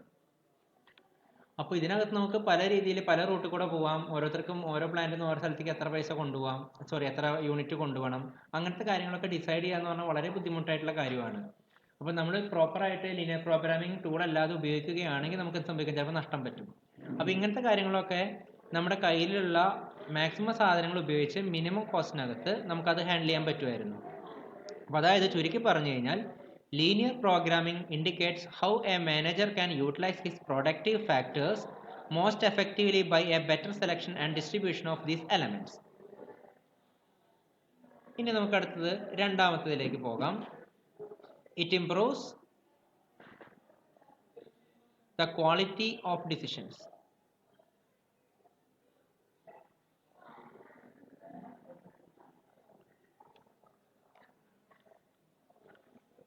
അപ്പോൾ നമ്മൾ സാധാരണ ഇപ്പോൾ നേരത്തെ പറഞ്ഞ അതേ പ്രോബ്ലം തന്നെയാണ് എടുക്കുകയാണെന്നുണ്ടെങ്കിൽ നമ്മൾ ചിലപ്പോൾ ഒരു യൂണിറ്റ് നമ്മൾ സ്ഥിരമായിട്ട് നമ്മൾ ബെറ്റർ ഇതാണെന്ന് വിചാരിച്ച് നമ്മൾ ആ വഴിക്ക് പോകുന്നുണ്ടാവും. പക്ഷെ നമ്മൾ ലീനിയർ പ്രോഗ്രാമിംഗ് വഴി ചെയ്ത് നോക്കുമ്പോഴാണ് നമുക്ക് എന്ത് മനസ്സിലാവുള്ളൂ, നമ്മളാ ചെയ്തത് നഷ്ടമായിരിക്കാം, ചിലപ്പോൾ നഷ്ടമല്ല, അതിനേക്കാൾ ബെറ്റർ ആയിട്ടുള്ള ഒരു ഓപ്ഷൻ നമ്മുടെ കയ്യിൽ ഉണ്ടായിരുന്നു എന്നുള്ള കാര്യം നമുക്ക് മനസ്സിലാക്കാം.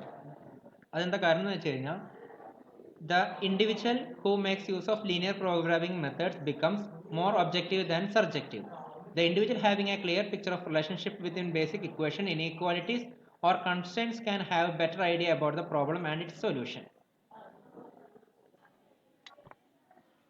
അപ്പോൾ നമ്മൾ എടുക്കുന്ന വികാരപരമായിട്ട് എടുക്കുന്ന അല്ലെങ്കിൽ ചർച്ച ചെയ്ത് എടുക്കുന്നതായ തീരുമാനങ്ങളേക്കാൾ എപ്പോഴും ബെറ്റർ ആണ് എന്ത്, നമ്മൾ അതിൻ്റെ ഫാക്ടറുകൾ അനലൈസ് ചെയ്ത്. കാരണം ഇദ്ദേഹത്തിൻ്റെ ഒബ്ജക്റ്റീവ് ഇത് മാത്രമേ ഉള്ളൂ. നമ്മൾ ചെയ്യുന്ന LPP ഒബ്ജക്റ്റീവ് എന്താണ്? ഒന്നുകിൽ ഇത് മാക്സിമൈസ് ചെയ്യുക അല്ലെങ്കിൽ മിനിമൈസ് ചെയ്യുക എന്നുള്ള ഒബ്ജക്റ്റിൽ ഊന്നി നിന്ന് നമ്മുടെ അവൈലബിൾ ആയിട്ടുള്ള സാധനങ്ങൾ ഉപയോഗിച്ച് ചെയ്യണതാണ്. അപ്പോൾ അതുകൊണ്ട് നമ്മൾ സാധാരണ ഇൻഡിവിജ്വൽ എടുക്കുന്ന തീരുമാനത്തെക്കാളും കുറേ കൂടി ബെറ്റർ ആയിരിക്കും നമ്മുടെ ഈ ലീനിയർ പ്രോഗ്രാമിംഗ് ഉപയോഗിച്ച് ചെയ്യുന്ന കാര്യം. 3, it can go a long way in improving knowledge and skill of tomorrow's executives. അപ്പോൾ ഇതിനകത്ത് നമ്മൾ ഈ മെത്തേഡ് ഉപയോഗിക്കാൻ വേണ്ടി നമ്മൾ ഓരോ മെഷീൻസിൻ്റെ അല്ലെങ്കിൽ ഓരോ പണിക്കാരുടെ അവരുടെയൊക്കെ എഫിഷ്യൻസി എന്താണെന്നുള്ള കാര്യം നമ്മൾ കൃത്യമായിട്ട് മോണിറ്റർ ചെയ്യുന്നുണ്ട്. അതുപോലെ ഇവിടെ നിന്ന് അങ്ങോട്ടുള്ള ട്രാൻസ്പോർട്ടേഷൻ കോസ്റ്റ്, ഒരു യൂണിറ്റിൻ്റെ ട്രാൻസ്പോർട്ടേഷൻ കോസ്റ്റ്, ഇതെല്ലാം നമ്മൾ എന്ത് ചെയ്താണ് വളരെയധികം കറക്റ്റായിട്ട് കണ്ടുപിടിച്ചതിന് ശേഷമാണ് നമ്മൾ എന്ത് ചെയ്യാൻ പോകുന്നത്, ഈ ലീനിയർ പ്രോഗ്രാമിംഗ് നമ്മൾ ചെയ്യുന്നത്.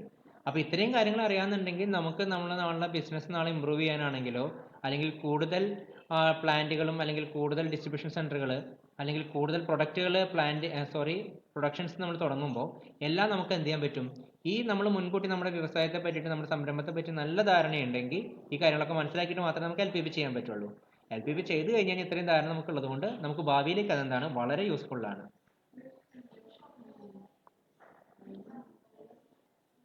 അതുപോലെ നാലാമത്തെ point, although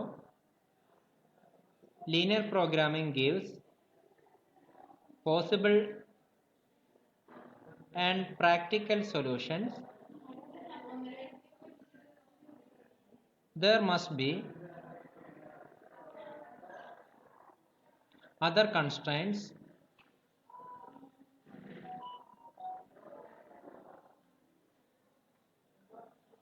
operating outside the problem.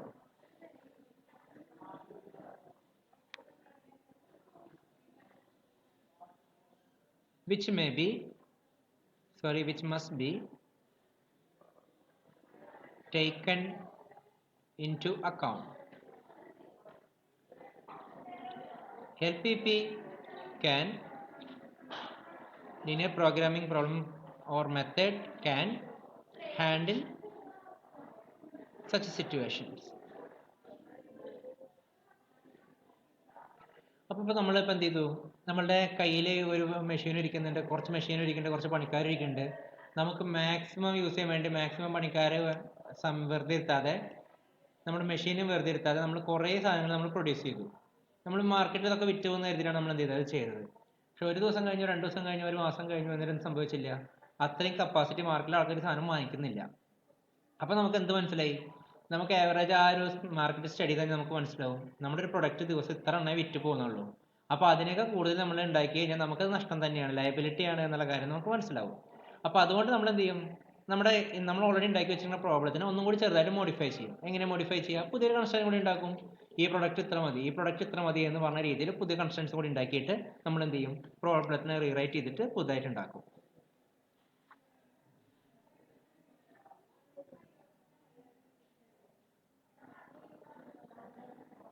ഇനി 5ാമത്തെ point, it highlights the bottlenecks in the production process.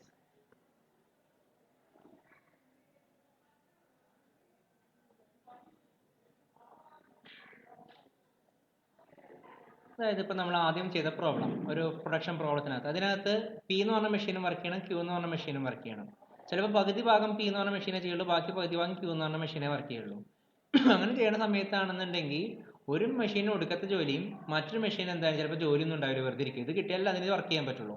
ഇതേപോലെ ആൾക്കാരുടെ കേസിലുണ്ടാവും, ഓരോരുത്തരും ചെയ്യുന്ന ജോലികൾ ഓരോരുത്തരും. ചില ആൾക്കാർ ചെയ്യുന്ന ഹാർഡ് ജോലികൾ അവർ ചെയ്ത് തീർക്കാൻ കുറേ സമയം വരും.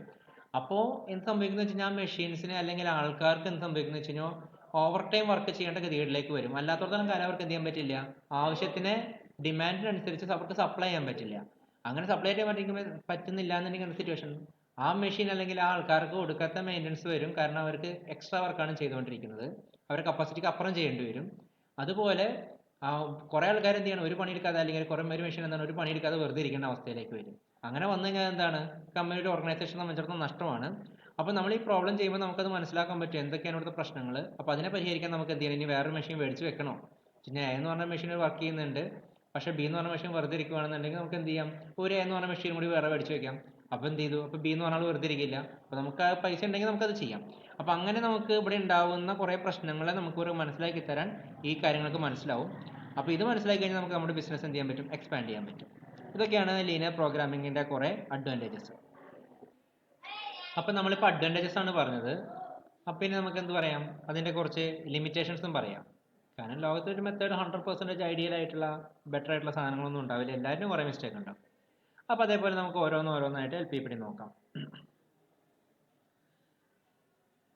For large problems having many limitations and constraints,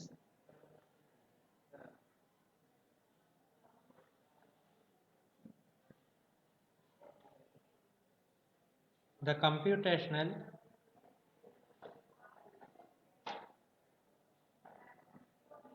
difficulties are enormous.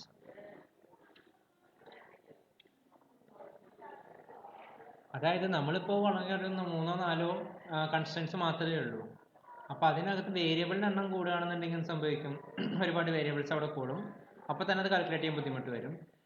പോരാത്തതിന് നമ്മുടെ ലിമിറ്റേഷൻസ് അല്ലെങ്കിൽ കൺസ്ട്രെയിൻസ് എന്താണ് വളരെ കൂടുകയാണെങ്കിൽ എന്ത് സംഭവിക്കും, അപ്പോഴും നമുക്ക് എന്ത് ചെയ്യും, ഒരുപാട് ഇക്വേഷൻസ് വീണ്ടും വരും. അപ്പോൾ ഈ ഇക്വേഷനൊക്കെ സോൾവ് ചെയ്യാന്ന് പറഞ്ഞാൽ വളരെ ബുദ്ധിമുട്ടുള്ള കാര്യമാണ്. അപ്പോൾ നമുക്ക് എന്ത് ചെയ്യേണ്ടി വരും, കമ്പ്യൂട്ടേഴ്സ് യൂസ് ചെയ്യേണ്ടി വരും. ആ കമ്പ്യൂട്ടേഴ്സ് തന്നെ ഒരുപാട് ഓവറാവുകയാണെങ്കിൽ അത് തന്നെ നമുക്ക് എന്ത് ചെയ്യാൻ പറ്റില്ല, ഫുള്ളായിട്ട് വർക്ക് ചെയ്യാൻ പറ്റില്ല. അപ്പോൾ അങ്ങനെ വർക്ക് ചെയ്യാൻ പറ്റുന്ന സിറ്റുവേഷനിൽ നമുക്ക് എന്ത് ചെയ്യേണ്ടി വരും, ഒരു മെയിൻ പ്രോബ്ലത്തിനെ നമ്മൾ കഷ്ണമായിട്ട് കീറി മുറിച്ചിട്ട് ഓരോ പ്രോബ്ലം സോൾവ് ചെയ്തിട്ട് ആ പ്രോബ്ലത്തിൻ്റെ റിസൾട്ട് ഉപയോഗിച്ചിട്ട് നമ്മൾ എന്ത് ചെയ്യേണ്ടി വരും, ഈ മെയിൻ പ്രോബ്ലം സോൾവ് ചെയ്യേണ്ടി വരും. അതൊരു അപ്പോൾ ഒരു വലിയ ബുദ്ധിമുട്ടാണ്. കാരണം അത് കൃത്യമായിട്ട് ചെയ്യണമെങ്കിലും അതിനെ സ്പ്ലിറ്റ് ചെയ്യണമെങ്കിലും ഒക്കെ നല്ല ബുദ്ധിമുട്ടുണ്ട്. അതാണ് ഇതിൻ്റെ ഒരു ലിമിറ്റേഷൻ. രണ്ടാമത്തെ ലിമിറ്റേഷൻ എന്താണെന്ന് നോക്കാം. According to the linear programming problem, the solution variable can be any value, whereas sometimes it happens that some of the variables can only have integral values. ഒന്ന് എഴുതി വെക്കാം, എന്നിട്ട് പറയാം. നമുക്ക് ആദ്യത്തെ പദം കേട്ടോ. The solution variable can have any value, whereas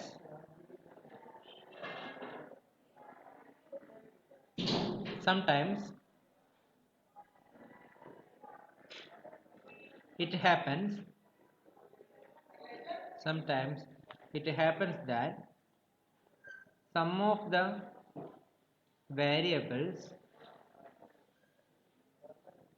can have only integral values.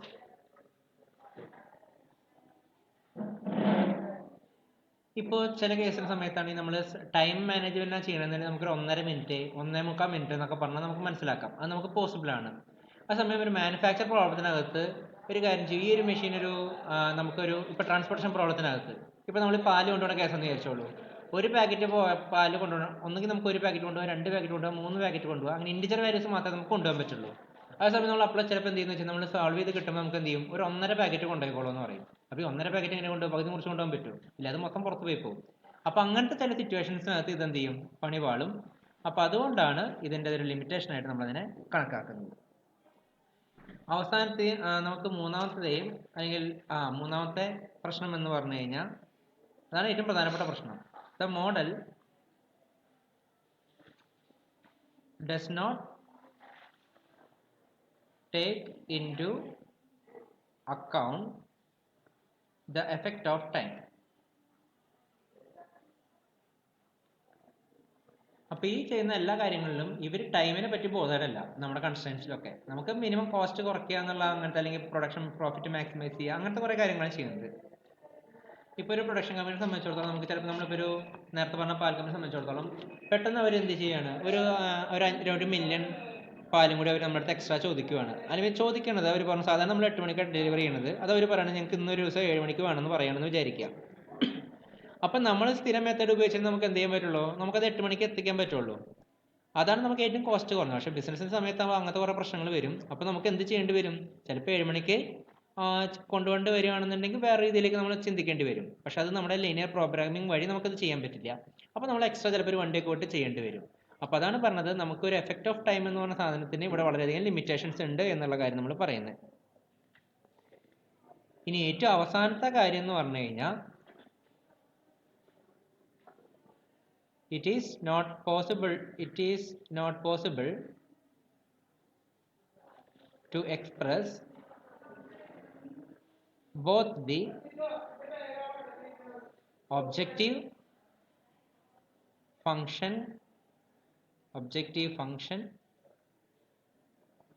and constraints